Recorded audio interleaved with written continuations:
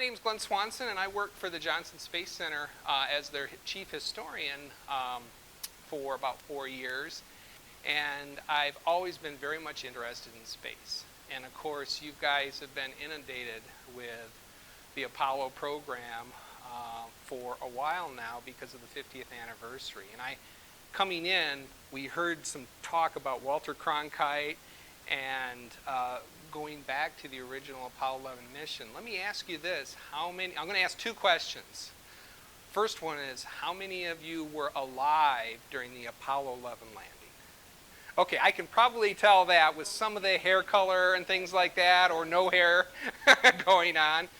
So of those that were alive, how many remember watching the first lunar landing? Okay, all right. I was alive then, but I don't remember the first lunar landing because I was only 6 years old. I remember the second one, but I don't remember the first one. But it's one of those things that if you did watch it, you certainly would remember it, you know. And because of the 50th anniversary, when I was working at NASA, we were always very aware of anniversaries that end in 0 or 5, because there's always something, you know, that's going to go on. And of course, when you have them half a century, being 50, there's a lot of attention. So there's an awful lot of things that have been going on television, with social media, pertaining to the mission. And I'll talk about some of that at the end to, you know, answer your questions and things like that, because I'm sure some of you might have some questions about the presentation, about the Apollo program, Apollo 11, or you want to read more about it, or see some things on television through social media. And I can recommend a few things that really do stand out as being among my favorites if you're kind of trying to figure out of all the things that are out there what to watch. But what I want to talk about today, because there's tons of things to talk about with the Apollo program, is Michigan's connection to the space program, specifically to Apollo. Because of all the attention that's happening, some of you might remember, you know, want to recall how much of the contributions that our state made to the program. And I'm a native Michigander. I've lived here pretty much all my life, except for a brief stint when I was in Houston. And I started a magazine a long time ago now, about 25 years ago, called Quest, which is still in print. It's a quarterly magazine that covers the history of the space program. And when I first started it in the early 90s, one of the stories that came across to my desk was about rockets that launched from Michigan. And I never knew that such a thing happened. And that really got my attention. That's the thing that started me looking even more critically at the contributions that our state made to the space program. Because I figured if we launched rockets from Michigan, what else did we do? So we're going to talk a little bit about that, and culminating about the rocket launch. Okay. So one of the first things I want to show you is these two rockets right here. Some of you might recognize maybe the one on the right here through some of the specials. The one on the left is a little perhaps more vague, but this is the rocket that launched the first artificial satellite that the United States launched into space, Explorer 1, back in 1958. And this was the booster that launched it. The satellite that basically went into space when it finally got up there was way up on the top up here. It's this little tiny thing in this payload here. In fact, there's a classic photograph of once this satellite was launched. It looked like a missile. And there's a picture of Wernher von Braun, who was the German rocket pioneer that came to the United States at the end of World War II, along with Pickering, and then along with a few with other individuals, all hoisting a full-scale model of this satellite that we launched into space in front of the media to see. But that was launched in 1957, and then shortly after that, 1958, shortly after that, in 1961, we launched the first American in space, okay? The first American in space. And that was, does anyone remember who it was? Alan Shepard was the first American to go into space. Now, the first person to go in space was Yuri Gagarin, okay, that launched a little bit earlier than Alan Shepard. but Alan Shepard was the first one from here in the United States to go into space.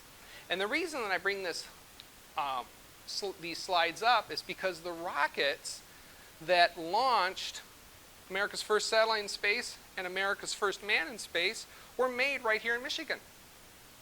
Some folks might not realize that, but they were built right here in Michigan, not very far from where we are right now.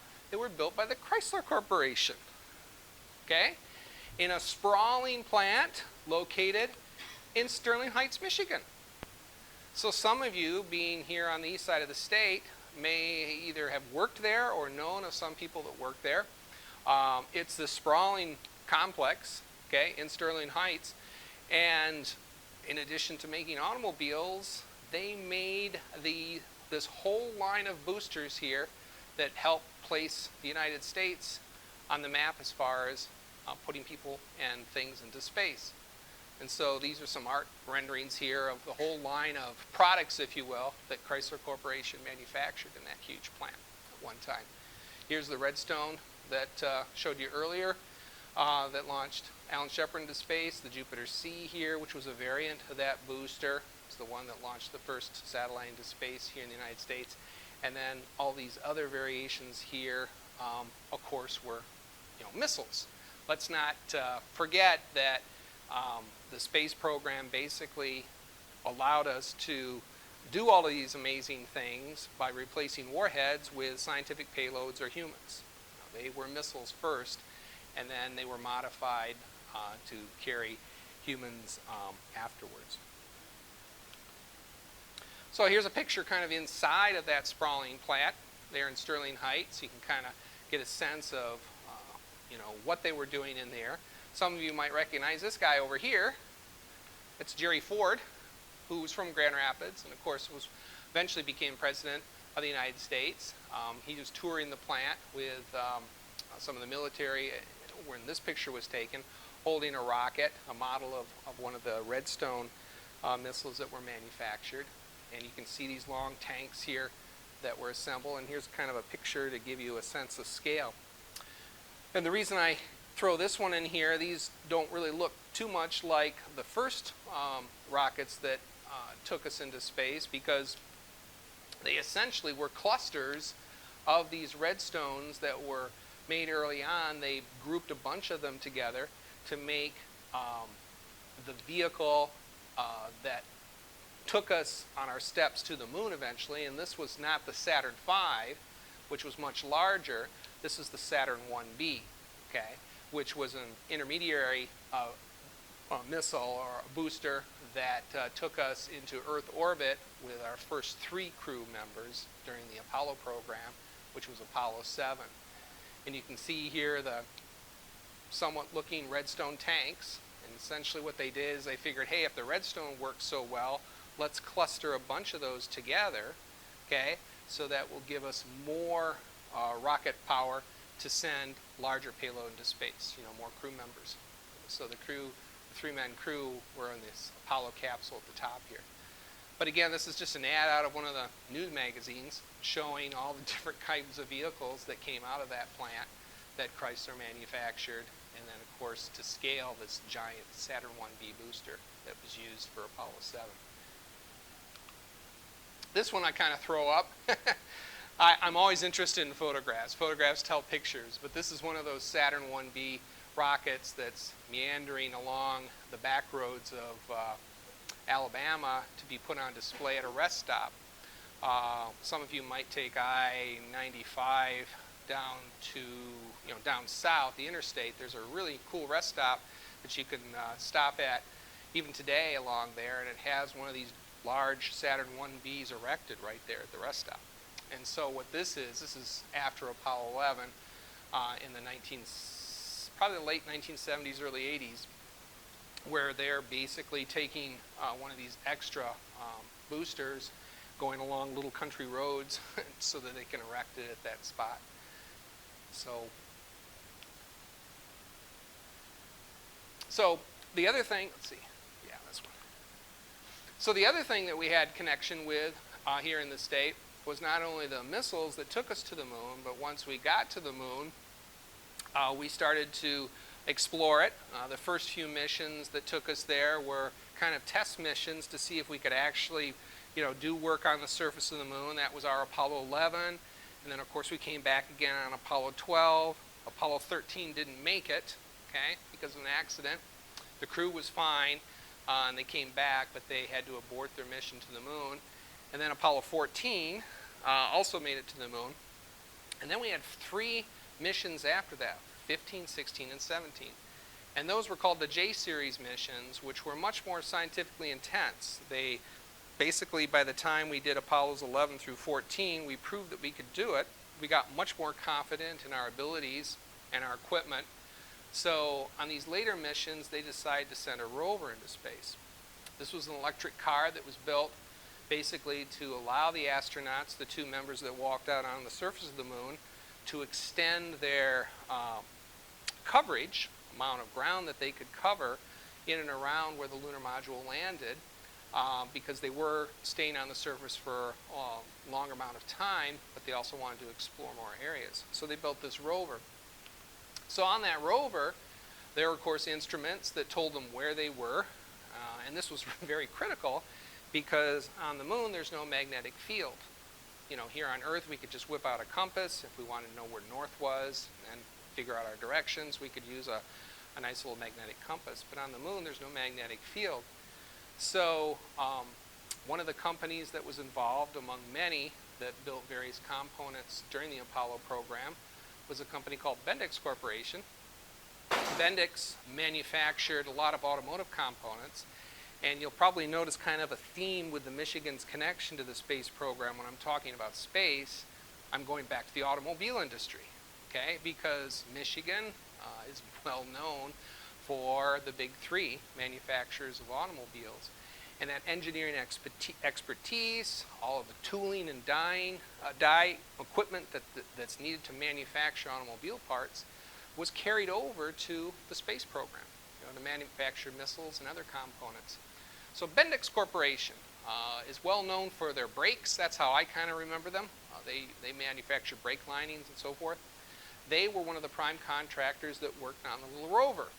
And one of the things that they did was help design parts of not only the wheel mechanism here, which were electrically driven independent motors in each wheel, but also some of the other instruments that were on board, valves and things like that were on board this particular vehicle. Here is the compass, if you will, that's on board that little rover. The crew members would sit on either side here, and this was kind of their instrument panel, okay, plus steering wheel. They had a little lever here, okay, that looks kind of like a T, that had forward, reverse, and then they could tip it left or right to steer the wheels. And all 4 wheels would turn. It wasn't just the front wheels, but all 4 wheels. So it wasn't only 4-wheel drive, but it was 4-wheel steering. So they could maneuver on a dime, that thing. Okay? But this little compass here helped them give direction. And there was another company that was involved with that, building that compass, and they were based here in, I say here in the state, but in Grand Rapids, Michigan. And that was the Lear Instrument Division, a place where I used to work. They built gyroscopic compasses that relied on gyroscopes to basically give them an inertial reference so that this compass system would work. Okay? Basically, the gyroscopes would know where they were at some point, okay, and then as the rover would move around, they could reference back to that initial point in order to figure out how far away they went from that initial point and where they were, direction-wise. So this gyroscopic compass gave them directions. Of course, a lot of people think, well, wait a minute, if you're on the moon and you're on a rover, you're going to leave tread marks, right? So you're going to know where you went. You could just look back at the tread marks because there was nobody else there. But in wanting to know where you wanted to go, this was critical, okay? If you wanted to get to a particular crater to take a sample or a particular ravine or whatever. Okay? So here are some of the other instruments that the Bendix Corporation made. One of the things that the Apollo crews, especially the first 3 that went to the surface of the moon, they not only landed on the surface of the moon, but they brought out an array of scientific packages that they placed on the surface. Okay? These were all instruments that basically you put them on the moon and they would operate independently of the crew members. Bendix was involved with that. And so here you see the ALSEP. NASA is well known for its acronym. NASA is an acronym, which means National Aeronautics and Space Administration. ALSEP basically means Apollo Lunar Science Experiment Package. Okay? So this was their package of scientific experiments that they placed on the moon. Here's one of the astronauts to give you a sense of the scale. But this whole package here was managed by Bendix Corporation. They manufactured directly some of the different instruments that were on here. Okay? This one here in particular is still operating to this day on the surface of the moon. And what that device is, it's called the Laser Ranging Retroreflector. Okay? Laser Ranging Retroreflector. Basically, it looks like, you know, a bunch of egg crates, okay, that are in a box. And in a way, that's kind of what it is. But these egg crates have little mirrors in them. Okay? These little holes here, or depressions, have mirrors in them. And what the astronaut did is they put this package on the surface of the moon, and they pushed a button, and essentially the thing unfolded into the position shown there. And it was completely passive, which means there's no electronics to the thing.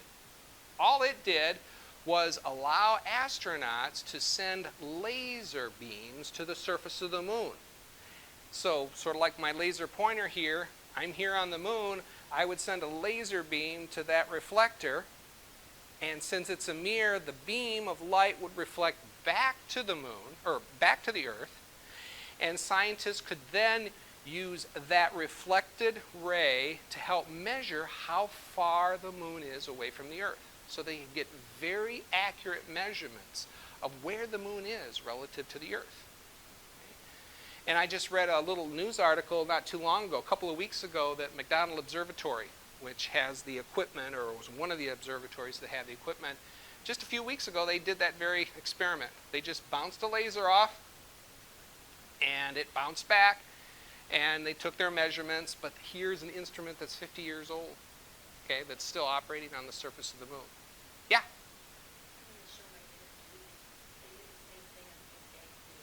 Oh, did they? Okay. I think I remember that TV series. They went up to the roof, they set up their equipment, they shot the laser back, and they're all sitting there. That's it. That's it. You know, it came back, and of course Penny, Libby's thought, her non-geek boyfriend at the time, we just proved that man was on the moon. On the moon. I was just going to say that. All the naysayers, or what the nuts that are that out there that don't believe that we went on the moon, here's direct evidence that, you know, we were there. We put this thing up there and it still works. Exactly. Here's another graphic showing kind of the deployment, okay, of some of these experiments. There's the rover in the background there. They kind of added to these experiments for each mission. Starting with Apollo 11, they did some, and then they added more because they were landing at different locations throughout the moon. So some of the experiments were repeated, but others were unique to the location that's on there. And here's just kind of a summary of the packages that were brought, you know, for the different missions. Here's a nice photo that was taken during Apollo 11 showing the deployment of the power pack, essentially, okay, for that system.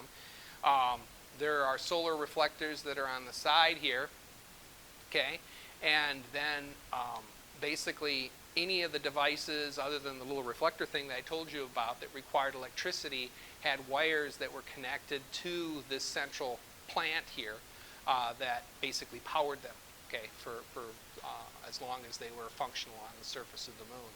This little device back here is kind of cool. This was a 3D camera that they took to the surface of the moon. And when I worked at the Michigan Space Center, which used to be in Jackson, Michigan, it's no longer there. A lot of the artifacts have been moved to the Kalamazoo Air Zoo in Kalamazoo, Michigan. But we had some of the film that was used in this particular camera.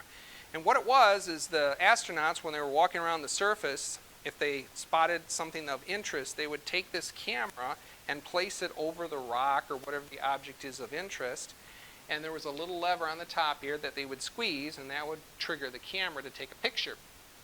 And there were so many film plates that were in this thing that would load. I don't know how many in total maybe about a dozen or so, that would move and then take this image.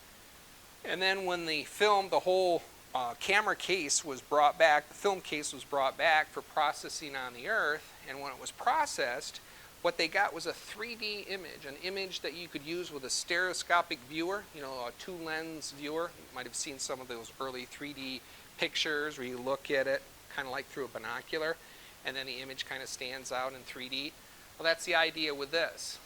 And the film on those things, they can't reproduce it. There's no way to make replicas of the film.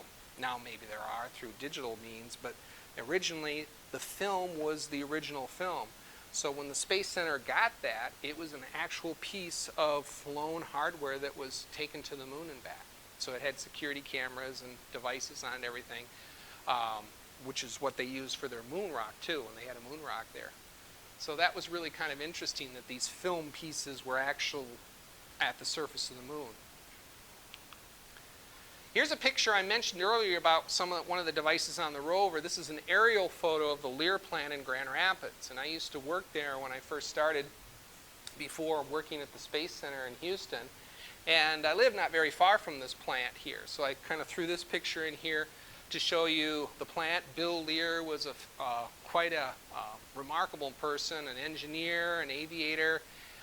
One of his claims to fame was basically building the autopilot, the pilot that would allow you to control the plane without you flying it. Okay, he built some of the first autopilots that were used in civil and commercial aviation, and then kind of expanded from there.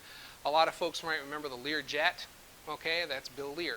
He was the one that developed that particular thing. He made a lot of different things. But they had the instrument division, which is still in Grand Rapids. It's now been purchased by General Electric. And but the instrument division at that time manufactured a lot of the hardware instruments that were used during the Apollo program. And so here's kind of a little display showing some of the different components that they made that worked not only in the command module, but in the lunar module. And I'm not going to go through all of them because of time, but I'll just point out a couple of them here that are kind of more common or obvious or critical. This one here is really, really interesting. This is the guidance and navigation computer display, okay? And there's a series that is on the BBC right now that you can download and listen to, and it's called 13 Minutes to the Moon. It's a really good documentary series. It's basically 13 segments, they're roughly an hour long each, that highlight the Apollo program leading up to the first landing with Apollo 11. And we were listening to episode 5 in the car on the way here, and it was all about the Apollo guidance and navigation computer. Okay, the first digital computer that basically took us to the moon and back, and how important that was. Well, they talk about the display, and this is the DISCI, the digital keyboard display that was used to allow the astronauts to talk to the computer. And that was manufactured right in Grand Rapids. It was a very unique piece of hardware. It was kind of an advanced LED display that we take for granted now with, with our calculators and watches and even our phone systems. But this display system here was built much more robust so that it could withstand the radiation in space as well as the extreme jarring, okay, that was encountered during launch of the Saturn V and the spacecraft. So this was a critical piece of hardware that was needed in order to get us to the moon, and that was built right here in Grand Rapids. This thing, if any of you have flown, you might recognize that. It's kind of the 8-ball, it's also called. It's an ADI, Attitude Direction Indicator. That basically tells the astronauts their orientation. Are they flying level or are they banking? Okay?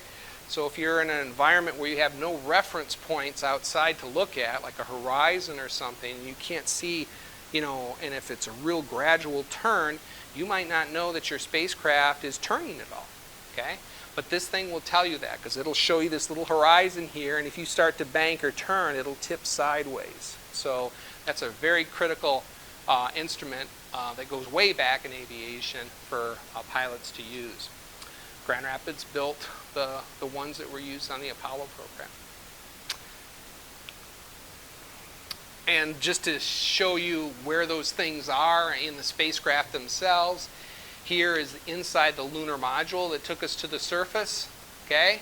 Here you can see that display, that disky that I talked about here. It's not lit up, but you can see the screen here. Here's the little keypad that they used that had big buttons on it, so the astronauts could touch the keypad through their gloves from their spacesuit. And here's those ADIs, so it's attitude director indicators. Both the pilot and commander, one stood on each side here, had access to those. And you can see they're right front and center. So it's a very critical piece of hardware that's needed. And this one here is John Glenn. Okay, he was the third American to go into space, the first one to orbit the Earth for the United States. He flew a long time later aboard the space shuttle. Some of you might remember that. Okay? He was pretty old at the time, but he went back up in space. Well, there he is pointing to the ADI. See, it's front and center, right in the command seat of the space shuttle. And that particular one was also made right here in Michigan, in Grand Rapids. And then I mentioned earlier about the little compass that was aboard the lunar rover. Okay, those gyroscopic compasses were manufactured by Lear, okay, in Grand Rapids, along with some of the other components from Bendix. So moving on to space food. My gosh, if we're going to go to the moon and back, if you've been following all the events, we launched on July 16th, but didn't make it to the moon until the 20th, which is today, 50 years ago. Okay, so there's 4 days. And then if you continue on with the scenario, we finally will splash down on the 24th, which is Wednesday. Okay, so just doing the math, that's a long time in space. You're going to get hungry. Okay, people are going to want to eat. So what is Michigan's connection to food in space? Well, I'll tell you. To kind of put it in perspective, first of all, the first food eaten on the surface of the moon, you might think was a sandwich, okay, or maybe even a candy bar or something like that. No, it was communion.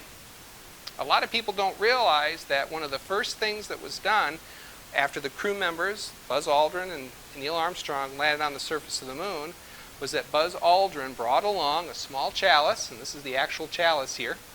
Whoops. Okay. He brought along a small vial containing wine, and of course a small wafer, okay, for the sacrament. And after they landed on the surface of the moon and saved the spacecraft, there was a quiet amount of time. In fact, Buzz Aldrin is mentioning to the rest of Mission Control and the world folks to basically pause and reflect and thank in his or her own way for the achievement that they were able to do. And shortly after that time is when Buzz Aldrin broke this out on this little table stand that was on the LEM and poured the wine, okay, into this little chalice, which is really interesting because on the moon you're only 1/6 of what you weigh here on the Earth. And so if you're going to pour a liquid on the surface of the moon, it's going to look different than if you pour a liquid here on Earth. There is a wonderful television series that HBO did. In fact, they're showing it in kind of a marathon because there were like 12 episodes, 10 or 12 episodes in the series. But they're showing all of them, back to back. And one episode has a dramatization, of course, of all of this happening, and it shows that purple liquid flowing into this little chalice, and it's really kind of interesting to see. But that chalice he brought back, and it's on display at the Webster Presbyterian Church, where he attended at that time. These are some of the other packets here of food, okay, where the astronauts ate on the lunar surface, which was basically breakfast, okay, for them after they landed. So you look at these things and you think, my gosh, they don't look anything like food that I would eat for breakfast. First of all, you've got all these bags, and secondly, what is this cube thing here? Well, remember that in taking food into space, okay, we have to worry about weight and we have to worry about perishability. And so to reduce the amount of weight of any of these foods, they would dehydrate them. They would remove the water. So that makes them very lightweight, okay, and then also very shelf stable so that they could last without refrigeration, okay, in space. So when you wanted to eat these things, you would add water back to them to rehydrate them. So that's why you've got this little, these little openings on here where you could stick in a squirt gun and fill it with the right amount of water, either hot or cold. They had their choice of one or the other. And then mix this up to rehydrate it, and then they could consume it. Now, some items they didn't have to add water. Like this one, it's hard to see, but these are bacon bars. These are little chunks of bacon. So you can just basically break those off without having to add any water to them. I actually brought some space food along, so after the talk, if any of you want to see them close up, you can actually hold some of these things that are depicted here. But getting back to the Michigan connection, Whirlpool Corporation manufactured the space food that was used on the Apollo program. Now, Whirlpool is based in Benton Harbor, Michigan, over on the west side of the state. Now, you know Whirlpool, they're still around for appliances, right? Washers, dryers, stoves, refrigerators, all those things. And it was because of their connection into the appliance end that they got the contract with NASA to basically make the first space food that was used in the Apollo program. So this is a little sample here of a sugar cookie cube. These were distributed to the public, okay, as kind of a souvenir, and of course a promotional item showing what their contribution to the space program. Now, I'm a big fan of the movie 2001: A Space Odyssey. It's hard not to be interested in science fiction and the space program because for many that was science fiction, before it became science fact. Well, this is a scene from 2001 aboard the basically Ares spacecraft, which took people from the orbiting space station to Clavius Base on the surface of the moon. And they had food on board. And this is the Whirlpool kitchen. Whoops. The Whirlpool kitchen, okay? If you look really close here, this is kind of fuzzy, but there's Whirlpool's logo up there. So it appeared in the film. And this was a futuristic version of a kitchen of tomorrow, okay, that was incorporated into the film. And at that time, this was in 1968, of course, when the film came out, Whirlpool was trying to do a promotion that would highlight their futuristic tie-ins with the film and also their contributions to the Apollo program. This was in '68, but these were some displays that were going to be put up as kind of a PR campaign, but they never materialized. This I kind of throw in as kind of an interesting little conversation piece talking about food in space. This is a little bottle of brandy, okay? And prior to Apollo 11, we had other missions, and one of them was Apollo 8, which was the first mission to send humans around the moon. Okay, we needed that flight in order for mission control to work out any bugs about telemetry and communicating with the astronauts. All these flights up to 11 were critical. And Apollo 8, in many historians and folks that follow the history of the space program regard even Apollo 8 as more important than Apollo 11 because it was quite a gutsy mission to send people around the moon. But one of the things that they stowed on board that flight were these little vials of brandy because they flew around the moon on Christmas Eve. Some of you might remember that. And so this is the bottle of brandy that was actually one of the three. The crew members did not consume it because they figured Frank Borman was the commander at the time. He said, if anything should happen during this mission, and they find out about that, we're screwed. So it was a wise move on their part to say, okay, I like it, I appreciate the effort, but we're not going to touch it until we get back. So another connection, of course, to Michigan are the astronauts. And we've got astronauts that came from Michigan. And this is a listing here of many of the astronauts who basically were born in Michigan. So my connections here to Michigan as far as this listing is even larger for those that lived in Michigan at one time. But these here are all ones that were born in Michigan. Okay, now some of these names might be familiar, in particular to the Apollo program. We've got Al Warden, who was born in Jackson, Michigan, that flew aboard the Apollo 15 mission. He was a pilot aboard that. He didn't walk on the surface of the moon, but he command module, which was critical for both them getting to the moon and then, of course, coming back. Jack Lausma, okay, was also involved in the Apollo program. not in the Lunar program, but in the Skylab program, which followed the Apollo Lunar program. We had Skylab, which happened shortly after Apollo 17, which was the last mission to the moon. And then we had ASTP, the Apollo-Soyuz mission as well. But Lausma served on that. Now Chaffee, of course, is the big one. And you might recall his name. He was born in Greenville, Michigan. Excuse me, he was born in Grand Rapids, Michigan. He and his family originally lived in Greenville, but he was born in Grand Rapids and raised in the area, went to Grand Rapids Central High School. And he was the first of 3 members that were chosen for the first manned Apollo flight, which was Apollo 1. Okay? Now, a lot of folks probably will remember Apollo 7, which was the first actual flight of the Apollo spacecraft that was crewed. But prior to that, there was going to be a mission called Apollo 1, which was basically the same thing as what Apollo 7 did, but it never left the planet. That was the one where 3 crew members, Roger B. Chaffee, Ed White, and Gus Grissom, perished in a fire during a routine test on board the pad.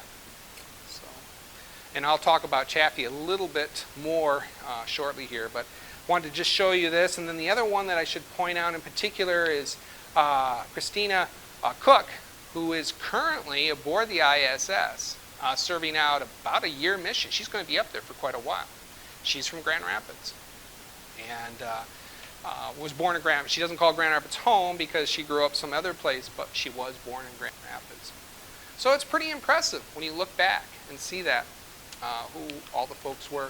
Here's a picture of her, by the way. Okay, when these are her crew members when she flew up into aboard the ISS, aboard a Russian spacecraft to get her there. Whoops. So back to Roger B. Chaffee. Whoa, I'm jumping ahead of myself here, because I'm very much involved with Chaffee, and I'll talk a little bit more at the end about why my wife and I also are very involved with, helping to promote his name and the service that he did.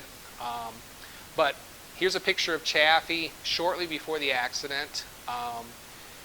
And like I mentioned to you, he was born in Grand Rapids, was raised in Grand Rapids, was an Eagle Scout, Boy Scout and Eagle Scout. And then prior to his selection, to be an Apollo astronaut, he flew as a Navy pilot various reconnaissance missions during the Cuban Missile Crisis. Now, some folks might recall that in the early 1960s, all was not well between the United States and the former Soviet Union. Khrushchev at that time, in a very bold move, started to deploy intermediate range ballistic missiles on Cuba, which is only about 95 miles away from the United States. And then young President Kennedy, and this was his first term shortly after he was elected, had to figure out what in the world, what kind of response to that. Now, this is not unprecedented. The United States also placed intermediate range ballistic missiles along the coast of Turkey, which were pointed at the Soviet Union. So, Khrushchev felt, why not us do the same thing, making the United States more vulnerable as well to counterattack. So to confirm the actual deployment of these missiles, the United States sent a variety of reconnaissance missions over Cuba, flying over Cuba to image the area to confirm, if indeed these things were in place and what type and where they were located. Well, during this time, a very young Roger B. Chaffee, fresh out of flight school, was basically deployed to Florida to fly this large vehicle here as one of the crew members. And this was a Navy vehicle, vehicle that was basically aerial reconnaissance that would take pictures, high-resolution images.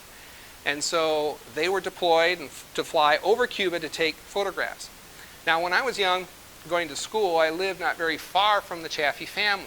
I grew up in Wyoming, which is a suburb of Grand Rapids, and the Chaffee's mom and dad, Don and Blanche Chaffee, were still alive when I was young. And I would ride my bike over to their house after I found out that they lived not very far away to visit them. If I couldn't visit an astronaut, the next best thing would be to visit the parents of an astronaut. Now, Don Chaffee, after Roger perished in the fire, was very much active in promoting the space program. He would go into schools, give talks to encourage kids. He was very much involved in Scouts. So he was very much an advocate of the space program, a staunch supporter of it to encourage young people to pursue careers in science and engineering, kind of the STEM of today. So I would go and visit him, and one of the things that I spotted in their house in Hazelwood was this lampshade. And I looked at the thing and I said, what is on that lampshade? It looks like there's some pictures. It doesn't look like a mountain scene or anything. What in the world is going on with that? Well, they told me the story of that lampshade. And they basically said that at the time, Roger was involved in this aerial reconnaissance group down in Florida, and he would fly over with his crewmates over Cuba and take pictures during the Cuban Missile Crisis. And the film on board this vehicle was large format so that analysts could look at really good detail, okay, and analyze what's going on. Well, Roger gave them, his parents, copy of some of the negative of that film. And Mom and Dad wrapped that negative, and you can kind of see it here. Here's an air base down here, okay, and here's some woods back here, and then, of course, here's kind of the webbing of the thing. And when you turn the light on, you can see this picture of a base that was taken. And they were very proud of the story, and rightfully so, because Roger, after he was selected as an astronaut in 1967, he was awarded a medal by the Navy, okay, for his work in helping to uncover the missiles that were in Cuba. And this is him. There's Roger and his wife. And then this is Alan Shepard and Bob Gilruth, who is the head of the Manned Spacecraft Center. Here's a representative from the Navy, and there's Deke Slayton, and they're all giving him this award that was given to him in recognition of the work that he did during that time. So it was a fascinating story, you know, and I never knew that. I never knew what Roger had done during that very critical time. That was a moment, probably the closest, hopefully, we will ever become to having full-out nuclear war with the Russians. It was a scary time. All right, so we talked about rockets, about cars, space food, and space travelers, the astronauts. But did you know that Michigan joined a very exclusive club of having basically been able to launch a rocket into space? So in the next few minutes before I close, I want to tell you about rockets launching from Michigan, which is a really, really cool story in itself. As I mentioned, when I was doing Quest, I uncovered this story. Uncovered it meaning it was out there, but I didn't know about it. And so I wanted to learn more about it.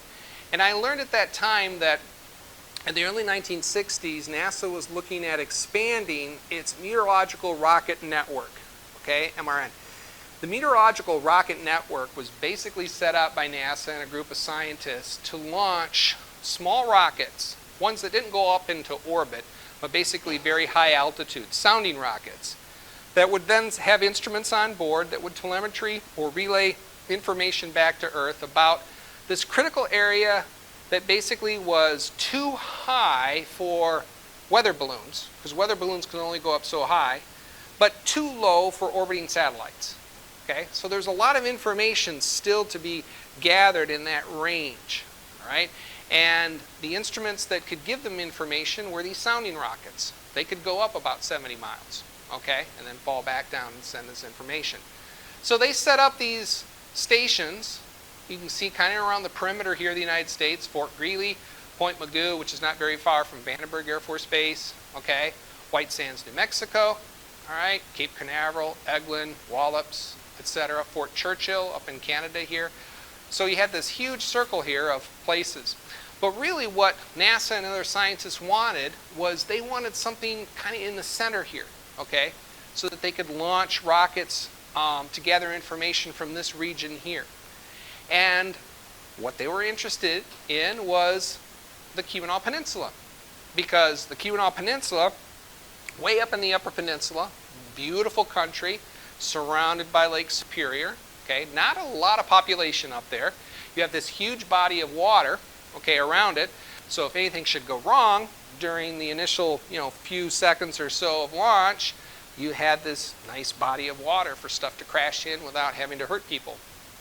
So they set up this region, okay, in the Kenai Peninsula, not very far from Copper Harbor, to launch rockets. And here they were kind of, as part of the paperwork, looking at the analysis for the impact point for different sites, or size rockets. Obviously, the more powerful the rocket, farther it's going to go, the larger region you would need in order for it to kind of fall back if something should happen. And they were looking at the different routes for shipping, okay, and of course this restricted area here, which was a region that was off-site because of military bases that were up there. Okay, this is an area where Keweenaw or Kinchlow Air Force Base, they would fly over and perform maneuvers out over this region of Lake Superior here without having to worry too much about, hurting anything on the ground. So they were going to build this site, okay, right here in the Kenai Peninsula. So here you kind of zoom in on it here, closer and closer and closer to the actual site where they started building this thing. And one of the first projects that they worked on was building this breech launcher, which essentially launched these small little Arcus rockets. You can see kind of the size of them. They're not really huge, but essentially they were designed to go up about 30, 40 miles, okay, and then fall back. They would load them into this giant cannon, if you will, okay. They would put these stabs or little sealer pieces around the fins here, okay, so that when the rocket was fired, the exhaust gas would push against this enclosed space and give it an extra boost. Okay, so rather than have the exhaust gas go out down here, which you don't see any, it would compress and kind of push this thing out, so it would give it an extra boost. Okay, so you had the rockets, but you had all this gas here that also would help it take off very fast. Here you can see those staves that I mentioned that kind of form the seal falling back free once it cleared the cannon. So these things would launch. They would send off chaff, or they would telemetry a payload back with information. Sometimes there would be a parachute that would launch from the thing with a payload on it. The parachute was made of a reflective material so they could be tracked by radar, so they could get all sorts of information in that region that I spoke about. One of the other missions projects that they worked on was a project that originated in Detroit. Again, this was somewhat seasonal because the winters up here were pretty harsh, so you saw those first launches there. It was in the summertime. This is one that's kind of late summer, early fall, where they experimented. But it was a project that they worked on with the Navy, the idea being that they wanted to develop a buoy system that employed rockets. Okay? Now the buoys, as they were set out, were basically these, floating ships, these little floating ships that would be anchored at certain spots, in the Great Lakes or in the ocean. And there were batteries on board that would telemetry data back to the shore to give them information about water temperature, wind speed, direction of the wind, atmospheric pressure, little weather stations that would report back. Cargo ships would come back periodically and replace the batteries. But one of the things that this Detroit company was thinking about was, if we put small rockets on these buoys, we could send these rockets up, okay, and get information that would be not only from the surface, but then at different altitudes, okay? So they give them far more information than what was typical for a buoy at that time. So they contracted with the University of Michigan, which were basically the group, the aerospace engineering department there, and Dr. Harold Allen were the ones that kind of started this interest and project. They were the movers and shakers. Once they got the ideas and the interest from NASA or these private companies, they were the ones that implemented it. So they tested that with this kind of crude system here made up of 55-gallon barrels. And you can see the launching platforms here, okay, where the missiles would fire to launch these things remotely off the shore of the Kenai Peninsula. So they tried that over various seasons. Then they expanded it to a much larger size project using a bigger buoy. So here you can see a much larger one that was deployed. This is kind of more typical what the buoys look like. But if you look real close here, this is where those missiles would be located, the rockets here that they could deploy remotely. Now they tried this. They had some success. One of the concerns that they had was obviously you couldn't launch these things when the water was really rough because the missiles would go all over the place. Okay, so there was some limitations, but it was more of a proof of concept mission that they did, program, to see if the idea would work or not. Well, those were just other projects that they worked on the site at the time. But one of the last missions or programs that they worked on was NASA contacted them and said, hey, we understand you've been doing this work. It's been very interesting. You've gotten some really good data. But now we're looking at launching a rocket into space, okay? You know, high enough altitude so that you could join this very exclusive club of basically being able to claim and boast that, hey, we launched rockets into space. And so they worked with the Goddard Space Flight Center and launching these large Nike Apache sounding rockets. Now these were big guys. You can see kind of a picture here to give you a sense of the scale. These were multiple stage rockets that allowed the payload to essentially go up to an altitude of 75, 80 miles into space. Okay, you know, the marking point is kind of 50, 60 miles, okay, 80 kilometers or so to get up into space. But these guys will do it. Okay, these rockets will allow them to take it up there. So they got the go-ahead to do that, and of course the weather up there was not cooperative when they were building the facilities to support this. They ran into all sorts of snow. In fact, even the locals said that the particular winter when they were developing all the facilities for these larger rockets was one of the worst winters they had seen at that time. You can kind of see you know, bulldozers, heavy moving equipment here to push these heavy trailers that had all this instrumentation in board. This was the late 1960s, early 1970s when all this was happening. Here you can see kind of their base here. They used white pine trees for telephone poles. They stripped them and then they would string wires between here for their antennas. Here's the shed that they built. This is the inside of the shed that was heated, okay, near the shore. Here's the shore here. Okay, you can just barely see this arc here, which is this, from the launch pad, so they could turn this on rails to get it in its right position.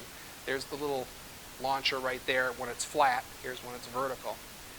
And then here's inside that heated area there so that they could work on the payload. There's a closer up shot of it. There's the launch pad and the assembly area. Here's a shot taken from the shore. You can see it's pretty cold. There's a garage door here, okay, so that they could wheel out. Here's the launcher. All right. Here's the telemetry vans and support personnel. Closer up shot there. And some color shots mixed in. They were kind of hard to find, but I was able to find some slides here showing them assembling the payload. This guy saying, hurry up, my fingers are freezing. It's pretty cold. Here's the payload. And there's another shot showing the launch gantry. It's pretty serious equipment, you know, pretty good size. And here they are erecting the whole thing on the pad. Here's an electric blanket that they added to kind of heat up the payload area there. Okay, this was in January of '71, and there's the launch. Okay, it's the only shot that I could find in color of the thing taken. Brightly colored fins on here. Like I said, this is a multiple stage rocket. This is the first stage here. This would separate, and then this would propel the thing up to its final altitude. And the payload, of course, is way up on the tip here. That's so they can track if it starts to roll. You know, the thing isn't going to go straight up. It might start to turn, okay, for stability, or if the winds were to catch it. So from visually on the ground, they could track this. So if they saw this yellow fin, okay, you know, versus the red, they know that the thing was starting to spin, and they could time it, you know, they could see yellow, red, you know, to see how fast it's rotating. So this was the first launch here, January 29th, 1971, Michigan entered the space age. And they followed that shortly after that in February with another launch. And so these are drawings here of the two. This is the first one here. that was launched. And then this was the second one here. Both of these were Nike Apaches with these second stage Apache launch vehicles. This is the Arcus ones, the ones I talked about earlier here, just to kind of show it to scale. So you could go up there if any of you are interested and want to see the remains of the pad. It's still there. You can drive up to the Kenai Peninsula. This is a picture here showing you Route 41. It's one of the longest highways in the United States. You can go from Kenai to Miami, Florida in a little over 1,000 miles if you want to take that route all the way. So here's the Kenai, and you just take that route all the way down to Miami, and you can see that, you know, it's a long drive, but it starts up here in Michigan. Here's a big map. I had that one earlier. This is a big poster that was on display, a sign that they have in their park. It's a beautiful area up there, not in the winter, but in the fall it's gorgeous. The winter it's pretty rugged. Now I've gone up there a couple of times since then. I haven't been up there in a long time, but this was shortly after I worked on the article in the 90s. There was a group of amateur rocketry folks that I befriended up there, and they were very much interested in preserving the memory of that site and its contribution. So we were able to gather funds from different entities, including NASA and some of the other local interest science fiction groups and model rocketry groups, and they erected this marker on the remains of the pad. And for the dedication, I was up there along with Dale Yo and some other friends in the area. This again was probably in the mid-90s, and made a replica of the first vehicle that was launched, a model rocket. And I stuck a rod in the rail where the one actually took off and then launched it. It's kind of a commemorative when we were up there. Tree went out and grabbed it. We were able to recover it. But yeah, it didn't go over into the water. Of course, you know, there's always usually a prevalent breeze that comes off the shore, so it goes inland. So it didn't go out over the water, which was nice. But the breeze brought it to the tree. So if you Google it, you'll see it. This is what you'll see now. Here you can see from space the concrete pad. There's that rail, okay, where the launcher was. And the buildings that were there, especially the one structure, that was carted away a long time ago. But this is the area kind of as you can see it now. Unfortunately, people, because it's a pretty remote site, they've chipped away at the marble marker that was placed on there. Actually, it was granite, but to take it as souvenirs. So it's kind of beaten up, but you can go up there. Whoops. Yeah, you go up there and you see that. I forgot about that. But yeah, that's the Kenai rocket range. I don't really have time here, so I'll skip through this. These are some slides. This is kind of interesting. This is one of my current research projects, was Michigan's contribution to Star Trek. So I guess you can say that there's a space connection there too. Certainly people interested in the space program were interested in science fiction. This is the Enterprise from the original series, but a lot of people don't realize that Troy, Michigan is home to AMT Corporation, which manufactured the Star Trek models. And this really got my interest because, again, the connection with the automobile industry, all the engineering, the tool and die work. You know, you find a lot of the early American model companies were clustered in the Midwest to take advantage of that expertise. All those engineers that worked on dies to make the big cars could make the dies that produced the molds for model kits. So AMT, which stood for Aluminum Model Toys, originally based in Troy, Michigan, they manufactured the Enterprise kit, as well as all these other kits that tied in with the original series back in the 1967. So there's my magazine quest, which you can still get. I'll close just with a couple of these slides here, and then we'll take questions. You can still subscribe to that. It comes out 4 times a year. That's a cover of it. If you're interested in reading more about the Apollo program, since we're here at a library, I put up pictures of some of my favorite books, okay, that talk about the Apollo program. Don't have time to talk about all of these, but you can probably tell my favorite one is the largest one. Yeah, I've got my book down here too, but this is my favorite one. So if you were to have a choice of one book to read about the Apollo program that is written very well, it's almost poetic in the way that it's put together, is Andy Chaikin's A Man on the Moon. I highly recommend reading that. It's one of the few books that I've read multiple times, and anytime I go to a used bookstore, I will pick up copies of it just so that I can give them away to people, because it's out in paperback. This is the one that the HBO series From the Earth to the Moon is based on, that series that Tom Hanks put out. So that's a really, really nice series to grab. Take a look at. And then, I guess in closing, I'll just point out Roger that. This is a symposium that my wife and I had co-founded it, and we worked through Grand Valley State University to put this event on every year. This year it's coming up again in February. It's a 2-day event. This year it'll be February 14th, which is Valentine's Day, and the 15th. And we bring in speakers. We're in our 4th year now of hosting this thing. And it's a free event with talks that are given. There is a dinner that's in the evening. That's really the only paid portion. But we encourage people to come out for it to get a dose of the history of the space program, science and technology. We have a bunch of panels and discussions that are part of the symposium portion of the day. And then we have a more public day that we share with the museum, where we have our chief speaker, guest speaker. We've brought in astronauts in the past. We've had family members of the Chaffee family come and speak. So it's a really neat opportunity to experience space and learn a lot about different aspects of it through this symposium. So with that, I'll open up any questions that you might have.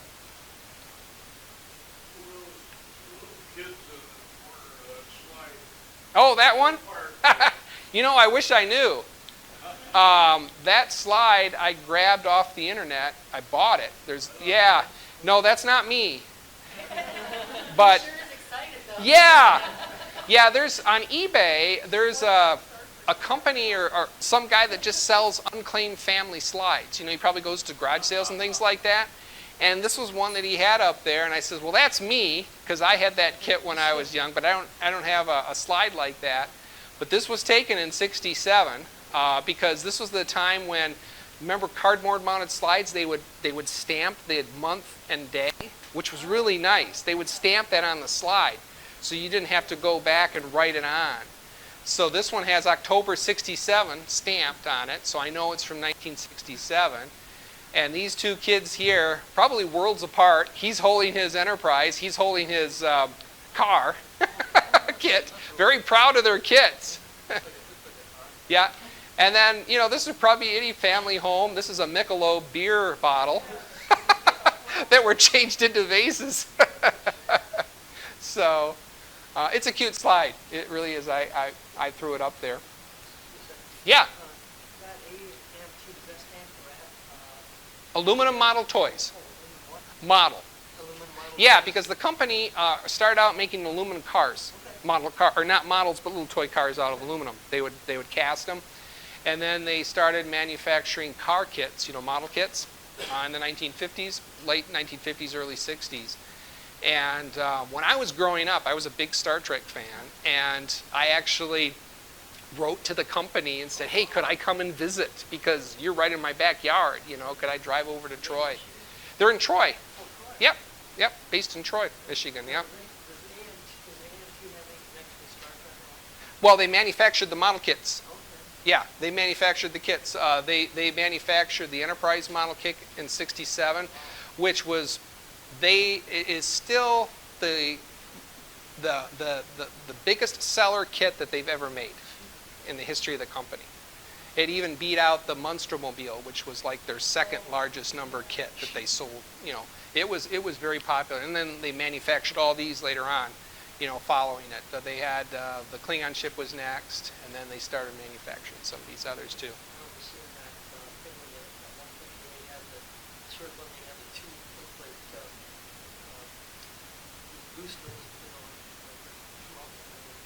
Yep. If you go to Greenfield Village this summer yet, there's an exhibit there of Star Trek. It's yeah, they've got a lot of the props from the original television series on display. Yep. Yeah, if you go there, it's through September, I think. Yeah. Any other questions? Oop, go ahead. Hang on just a sec. The Michigan rocket, now, how far up did that go? And what's the purpose of it again? Collecting data for... Yeah, they wanted to know more about the magnetosphere, okay? That's one I didn't get into because I was kind of running out of time, but there was very much interest in learning more about the magnetic sphere, basically the magnetic field that was, around the Earth. And the magnetic field that's generated by the Earth would fall right around Michigan. That was kind of one of its lower spots. And they didn't have any instruments in that region to detect it. So those particular flights were designed to send more information about the magnetic field, okay, in that region. And there was a launch that occurred at Goddard at the same time. So they had two launches that they would synchronize with each other so that they could compare data from the East Coast versus, right in the heartland.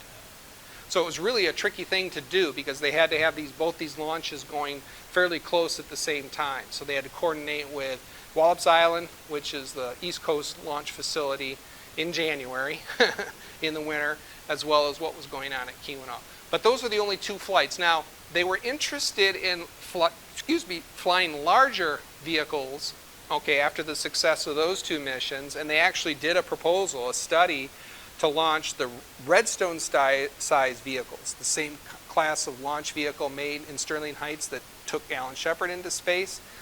But shipping was getting pretty busy, along the straits, or in the Upper Peninsula, that region there in Lake Superior. And to launch a vehicle that large, there is concern that it could fall on a ship, or, even people around Canada along the coast there. So they kind of backed off on that at that time. But so those are the only two. Those were really the two final launches that they did up there.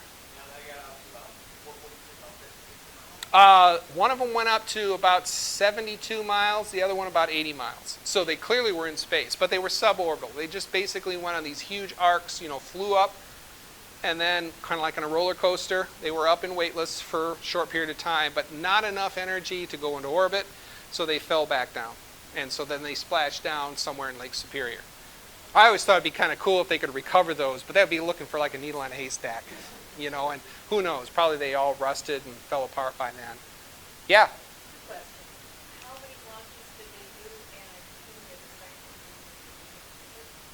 Yeah, it's because of the magnetic field at that time. They wanted to study what was happening. The auroras, the northern lights are very active typically in the wintertime. And so they wanted to see what was happening with the magnetic field at that time. And the auroras are involved in the magnetic field. They involve the sun's energy, streaming particles and so forth.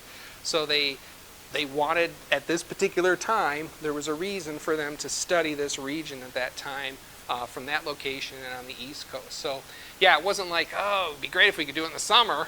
We needed to do it in the winter. There was a reason. Yeah, and those were the only two flights that went into space. The other ones prior to that were lower. They didn't quite make it. And you can Google Keweenaw rocket range, and I think on the various websites they will give more information about those flights, what happened. Harold F. Allen, he was pictured in one of those. He was the chief engineer or project scientist that headed up that program through the University of Michigan when it was working. And I interviewed him as part of my work with the magazine. And he lived to almost be 100 years old. He passed away in around 2010, I think. But he was a very interesting person to talk to. It was really, really interesting. Yeah, Luke. Can you go back a slide? Sure. One more. Yeah, whose hand is that? That's my hand.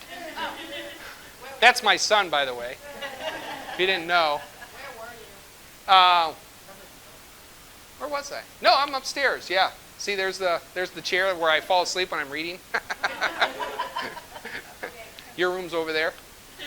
That's the copy that I had as a kid, and I read this again for some research that I'm doing, and it just fell apart. I mean, it was so old because it came out in '68, and that edition was like '71. It just disintegrated, but I still kept it. I still had it because I was really, really interested in that.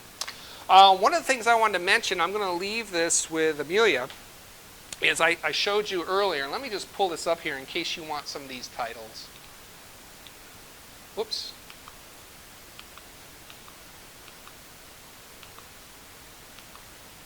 There we go. I'll just leave that up there so that you can look at those other books. You know, there's a lot of them up there. But here's my book, Before This Decade Is Out. I know in the advertisement for this event, it said that I would have copies of these to sign. Unfortunately, I don't. I tried to, at the time we were putting this together, to contact the publisher to see if they would run some more of these because it's been out of print, and just didn't happen. But I'm going to leave this with the library so that at least the library will have a copy of it.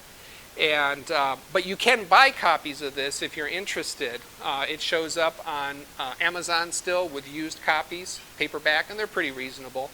I think there's a Kindle version of it too. I'm not sure about that. Barnes and Noble has some copies. Barnes and Nobles has some, yeah. This has gone through 3 printings. The first one is really hard to find. That was the one that came out from NASA. It was hardcover. And then there's this copy, and then the third one, which is the most recent one, has a Saturn V on the cover launching from it. It's all the same book. They've just gone through different publishers. This is UPF, University of Press, Florida. The most recent one, I forget the name of the publisher, but it's all the same name and the same author that's on here. But this was a collection of interviews that we did with people that were involved in the Apollo program, not the astronauts, but the 500,000 or so people that worked on the program that helped us get us there. Their stories are told through interviews in here. Oh, sure. Yeah, I'll email you that. Yeah, you could just Google Roger that also. Or my website. I have a website, Glen. Yeah, I will email her. Yeah, I'll put her on the list. If you can make it over there, it's really a good experience, and a lot of stuff with the talks and everything that we do. If you want a reminder, put that on the back of your surveys, and when he emails me, I'll forward it to you guys. Yeah. Right? So Or if you just put it on the remember, back of your survey. just remember glenswanson.space. That's my website. So my name, Glen Swanson, and then .space. It's kind of pretty easy to remember. If you just look at that, that'll be my web page. We'll post information. Well, there is information on there about Roger that, but we'll update it also, or give you links to the site. And Glenn only has one N. One N, yes, not like John Glenn with 2. Okay, well, and I'll have some space food back here if you want to take a look at them before you leave. But thank you so much for having me out here.